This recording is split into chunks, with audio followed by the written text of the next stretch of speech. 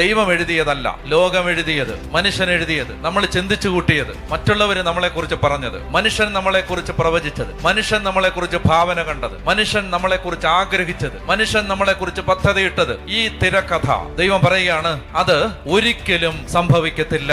ഞാൻ എഴുതിയ ഒരു കഥയുണ്ട്, അതാണ് സംഭവിക്കാൻ പോകുന്നത്. നിനക്ക് വിശ്വസിക്കാൻ തയ്യാറുണ്ടോ? എന്റെ ജീവിതം രക്ഷപ്പെടത്തില്ല, നേരെയാവത്തില്ല, ഞാൻ ഈ പാപത്തിൽ നിന്ന് മോചനം പ്രാപിക്കത്തില്ല, ഈ അടിമത്തത്തിൽ നിന്ന് എനിക്ക് മോചനം ഉണ്ടാവത്തില്ല, എന്റെ ദാരിദ്ര്യം മാറത്തില്ല, എന്റെ കുടുംബജീവിതം ശരിയാവത്തില്ല, എന്റെ മക്കള് നേരെയാവത്തില്ല. പ്രിയപ്പെട്ട മക്കളെ, ഇത് ശത്രു എഴുതിയ തിരക്കഥയാണ്. കേൾക്കുന്നുണ്ടോ? ഈ തിരക്കഥ ഈ സ്ക്രിപ്റ്റ് എഴുതിയത് നിന്റെ എനിമിയാണ്, നിന്റെ ശത്രു. അവൻ പറഞ്ഞത് നടക്കത്തില്ലെന്ന് പ്രവാചകനെ അയച്ചിട്ട് അലക്കുകാരന്റെ വയലിലേക്കുള്ള രാജവീഥിയിൽ വെച്ച് പ്രവാചകനെ അവന്റെ കൺമുമ്പിൽ നിർത്തിയിട്ട് പ്രവാചകന്റെ പേരിന്റെ അർത്ഥം ദൈവം രക്ഷിക്കും, മകന്റെ പേരിന്റെ അർത്ഥം നീ സർവൈവ് ചെയ്യും, അപ്പന്റെ പേരിന്റെ അർത്ഥം ദൈവം രക്ഷിക്കാൻ പോകുന്നു, മകന്റെ പേരിന്റെ അർത്ഥം നീ അതിജീവിക്കാൻ പോകുന്നു.